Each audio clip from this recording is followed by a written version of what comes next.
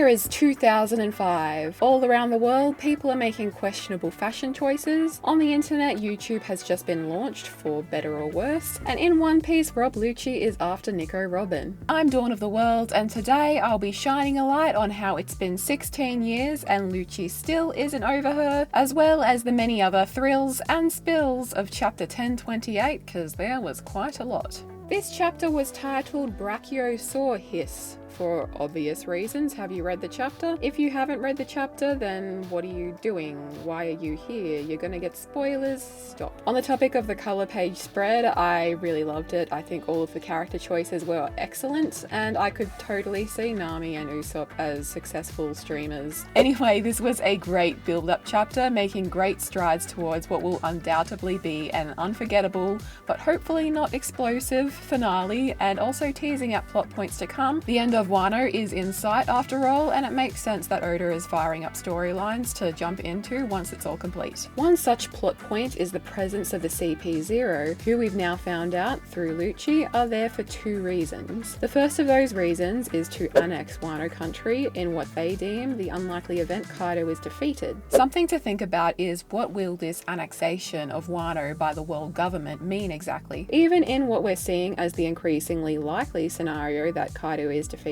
which Luffy is determined to do, the world government is then going to close in on the country and force it to come under their jurisdiction. While this will certainly open up Wano's borders, which is what our protagonists want, it'll also put the country under the world government's control, which would particularly suck for the Kozuki clan, for Momo, and for Hiyori. The reason being, former shogun of Wano, their father Odin, was a member of Goldie Roger's crew, a surefire way to make them, as individuals, enemies of the world government, since we're all about punishing people for the sins of their father around here, therefore disqualifying them from ruling the country and potentially even placing a bounty on their heads and forcing them to flee their country even after all of this. A true tragedy, as they will have saved their country from one evil power, only for it to immediately fall into the hands of another. We've been saying for a while now at this point that the only way that the raid could fail or end unfavourably, or for Act 3 to end in tragedy, was if a third party were to intervene once Kaido was taken down. In the scenario, Kaido and the Beast Pirates are defeated, Luffy, the Straw Hats and allies have all been pushed to their limits to make this happen. This would create an opportune moment for a fully charged alternate enemy to strike, and now the Marines and the CP0 are poised to strike and potentially make this a reality. The second order the CP0 have been given is of course to capture Nico Robin. As I've mentioned before, the idea of Robin being pursued by an enemy was reintroduced with her character during the Sabaody reunion arc, and was referenced again during Dressrosa and Zoe arcs, and we're finally seeing it really come into action now. Now, was Brook in this chapter?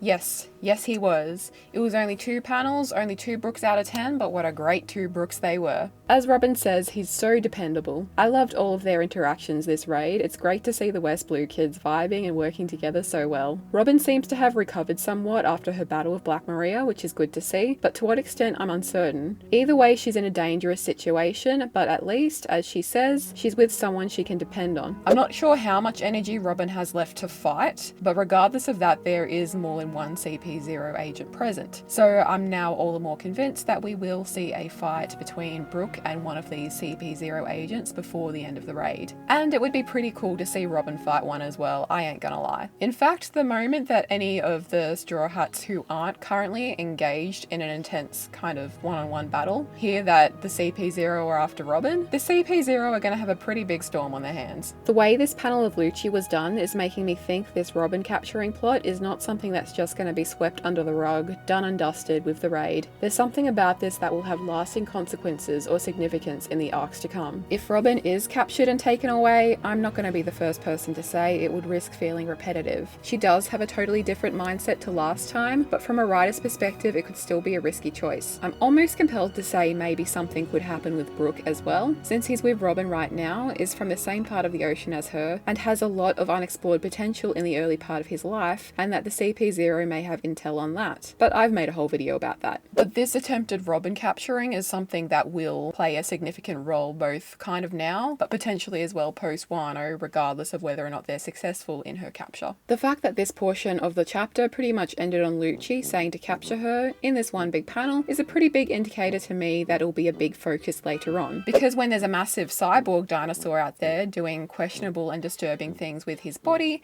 it's difficult to focus on anything else. Something that really became clear to me this chapter, I mean, it was already quite evident before this chapter, but particularly this chapter for certain reasons, is that where the CP9 saga was, in Zoro's words, a zoo, these beast pirates are like a zoo on crack, a messed up menagerie. There seems to be a few crocodile smile users in the background, like that buddy of Usopp's from a few chapters back. And then, did you see that guy with the crocodile hand? And by that I mean his hand was like an animal crocodile, not that he had former Shichibukai crocodile for a hand. That'd just be too weird. Although, if there were a smile version of the clone fruit, would it mean that the user could transform just a part of their body into a whole other person? Like this guy could literally have Crocodile, the former Shichibukai, as his hand? For now, I'm going to say no, because I think the smile fruits can only be Zone, and because it's too late at night to be giving myself images of that kind of body horror. I mentioned a few chapters back that due to the courtyards strongly resembling the Japanese style courtyard in Enies Lobby, that I was expecting a couple of Enies Lobby kind of parallels to come up, and boy, this chapter did not disappoint. For one thing, there was Lucci and the Robin capturing subplot. For the other, there was literally Kaku. And now there's unlimited destructive power of a giraffe, unaltered raw power of a dinosaur, and then we get this position. So when I saw a queen in this position, I said to myself, oh, I know it's coming. But guess what? I didn't. I said I was expecting some kind of Kaku callback, but I wasn't expecting this. I don't think anyone was expecting this. So if Queen can perform this in his transformed form, is it possible there's an equivalent function for his human form? What would that look like? Once again, too late at night for this kind of body horror, so I'm just gonna not think about that. He's a Brachiosaurus and he's a snake. It's like Oda was sitting there contemplating his Triceracopter from the other month and decided, no, not weird enough. And then the way he just keeps getting shot down by his own Brachio launcher by continuously accidentally activating it, it's just hilarious in a way that's so classically One Piece. We love to see it. As for Sanji's new development, it'll be really interesting to see how he deals with it internally and comes to terms with it, being an upgrade that he really didn't want, but he's gotten whether he wants it or not, and it's going to help him regardless. I also love how easily he broke Queen's sword. Like, Zoro can cut fire and Sanji can break blades. It's like these two are endlessly engaged in a game of rock paper scissors, and one of them always just has to have one up on the other. They're continuously one-upping on the other guy. It's almost as though their very skill sets are in argument with each other.